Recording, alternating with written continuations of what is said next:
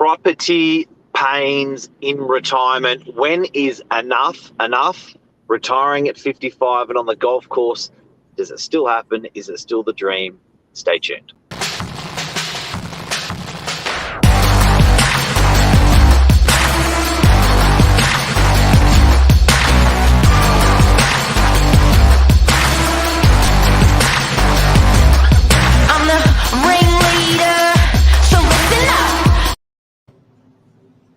Good morning.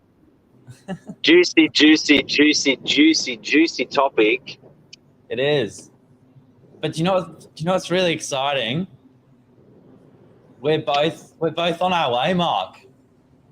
We're just at different points. You said to me that we're both on either end of the spectrum before when we're off air, as in I'm old and you're young. Not offended. Not offended. No, it's actually quite exciting.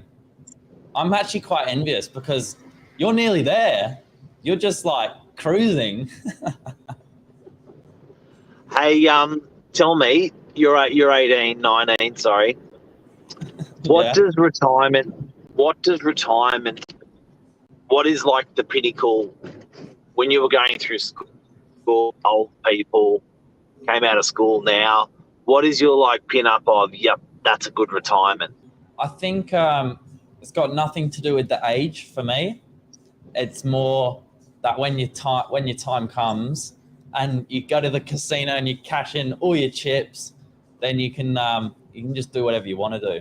You know, live where you want to live, spend it with who you want to spend it with, and just enjoy it, really. And for me, that just means working hard, like really hard. You know, in my early career.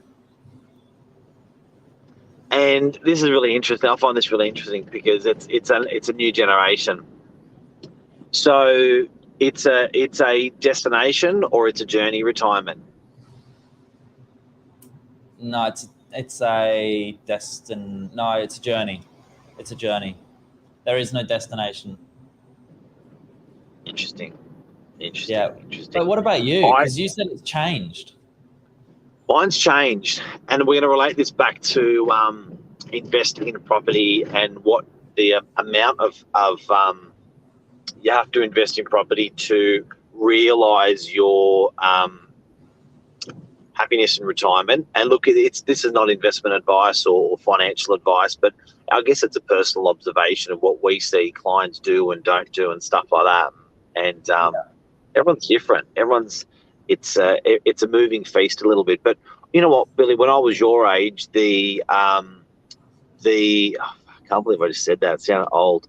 But when I was your age, it was always 55 and on the golf course. Not that I play golf, but that was growing up. It was like that's what you need to do in order to retire successfully. If you can do it at 55 and you're on the golf course, then that's a happy life. It's changed a lot for me now at 45. Yeah, I think, don't get me wrong, there's definitely some people that still like that idea. I reckon there's still plenty of people that love their golf and, you know, want to spend as much of it on the golf course as possible. But it's interesting to, 55 just seems so young. To think that's like, you know, your parents' age, or even look at what your grandparents, you know, might still be doing now. It's actually crazy to think people, you know, are retiring that young. And I think when you're investing in real estate for retirement, I think you've also got to remember it's blowing out. So where 30 years ago, you know, when I was sort of 15, looking forward, people are living a lot longer now. So on average, you know, I think by the time you retire, you know, you may find the batting average is 90 to 100 years of age for people because, you know, technology is so good. Medicine is so good. People are living longer. And that's a lot of golf. That's almost another half life worth of golf. It is. Now, in order to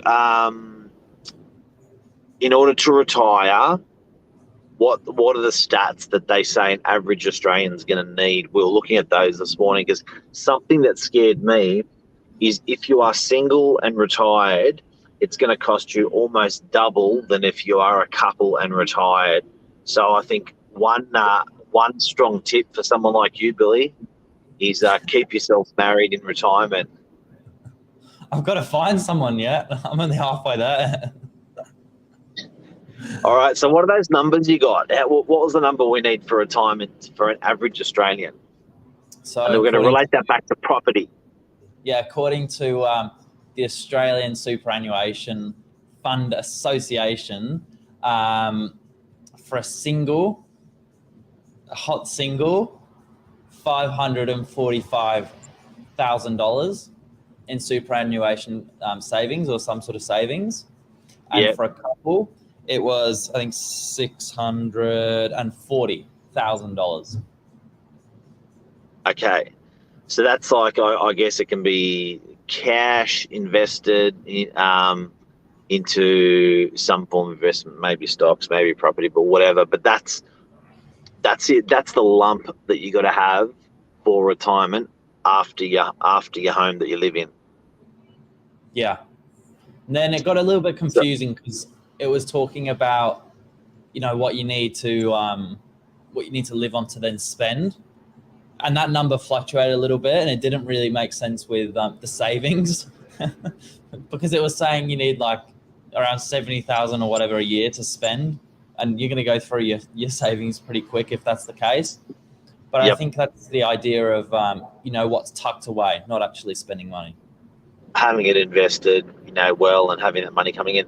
Now, all right, based on that number, and this is really interesting because I find that I don't know anyone that's ever had this conversation with me, whether it be an uncle or an auntie, family friend, confidant, friend, advisor.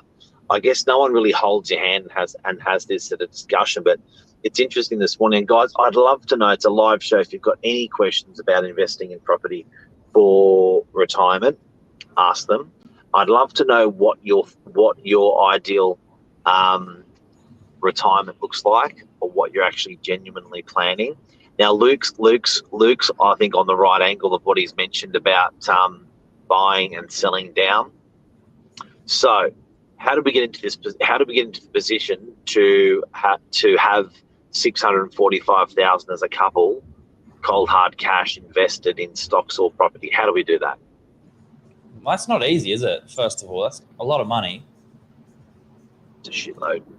But we were talking about, like my unit, for example, I've recently purchased. It's now sitting there. Hypothetically, if I don't do anything with it, it's just going to sit there until I retire. And that's sort of like the little bundle of cash, all in one unit that you can just sell off. So what's that worth now? Well, let's say 600 for round numbers.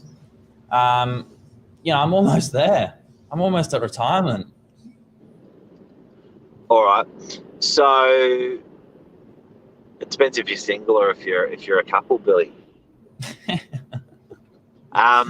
So how do you get to that point where that's now your home, that's looking after you? So you really are going to need that extra property, because now you've got your home sorted for retirement, hypothetically. Yeah. How do you get into that next property? And how many of those properties do you need in order to have that completely funded and paid off? Yeah, it's a good question. I think if you've got one to live in and one on the side, then, that's what kind of makes sense. Luke said if you've got buy 10 quickly and sell 5 down, that's great cash flow. What do you reckon? I mean, when is enough? Everyone's different, hey, because everyone's perception and ideal of retirement's different. I personally don't want to stop working. I want to keep pumping like a beetroot into 65, 75, 85, 95. One of one of the people that I really look up to is a guy called Bruno Scalercio, and he turns up in his flag shop, and he's a cobbler, so he fixes shoes and handbags. He turns up there from 9 to 5, 6 days a week, and he's 94 years of age. That's his happy place, and I think a lot of people look at that and they go, "Oh, why would you want to be doing that?" But he actually genuinely enjoys it. Yeah, yeah, and that's beautiful. I think it's cool, and if you can make a little bit of money along the way, that's great. He's certainly not there for the money, but I reckon, I think Luke, the perfect tangent that you can be on for property and retirement is exactly what Luke was saying, is to sell down, to buy up, so you got more money working for you, and then when you get to a certain place, you sell down 1, 2, or 3 of those properties, or 5 in Luke's circumstance, and you pay down your debt. You have that investment there working for you. Because don't forget, the property investment's working for you with rental yield, money coming in rent that you can spend, and also it's working for you in capital growth. So the value of it is still going up. So you can literally, we've got clients that sell a property every 10 years. When they're in their 70s, 80s and 90s, they've had 3 properties. So after they've worked through the cash as rent and then use that to fund themselves, they then start working through the equity, as in they sell the property asset and have that money that they spend per year. Yeah, that's it. But why retire? As long as you're having fun, I think that's the main thing. People Absolutely. are probably, I think the main reason people are retiring is not because they can't work anymore. I think it's because they, maybe want a different pace or a different lifestyle. Don't want to mix it up a bit. But what was your retirement plan, Mark? I'm intrigued to know. Or do you have one, or when did you come up with one? It was a moving target, still is.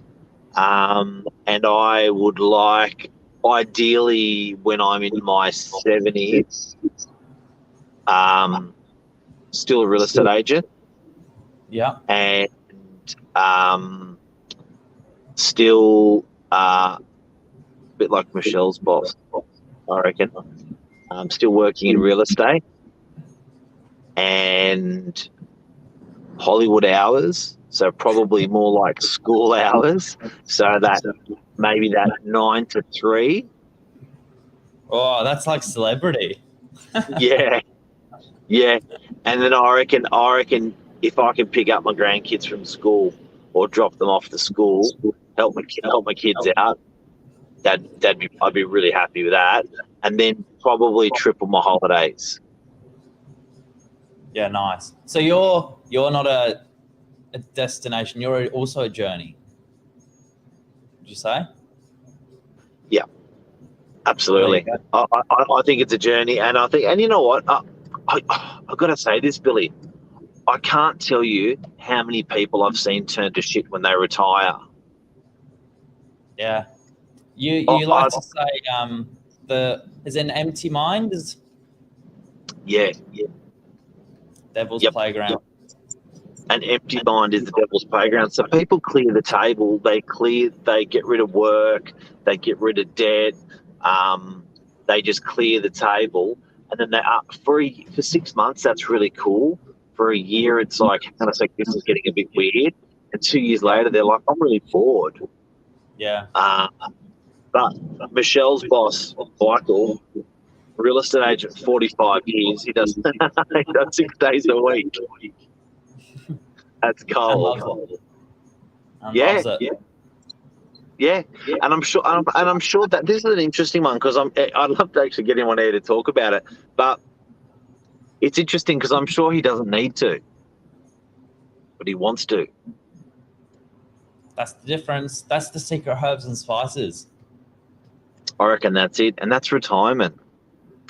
In short, from today, I reckon, me personally, buy property, grow, work, holiday, family. I reckon you end up selling down to pay your debt off as you move into retirement, and you move your debt. That's called an LVR, loan value ratio. So when you're sort of in your age, Billy, your debts are up at around 80%. And I think as you move on every 10 years through your life, your LVR becomes 10% less, i.e. when you're about 40, you have about 50-50 LVR. Sorry, when you're about 50, you have about 50-50 LVR. When you're 60, you have 60% cash, 40% debt, and your LVR changes as you start getting older. Maybe you start selling some properties to improve your loan value ratio. I like that. Clever, very clever. And now you can retire, Billy. Now you know how to retire. Kind of glad that it's quite a while away for me. Saying off air, it kind of scares me, the fact you have to live on passive income. I quite like, the idea of going to work and earning your paycheck, and then that's the way life goes around. Look, you can do nothing and have the government look after you. Yeah, that's even worse.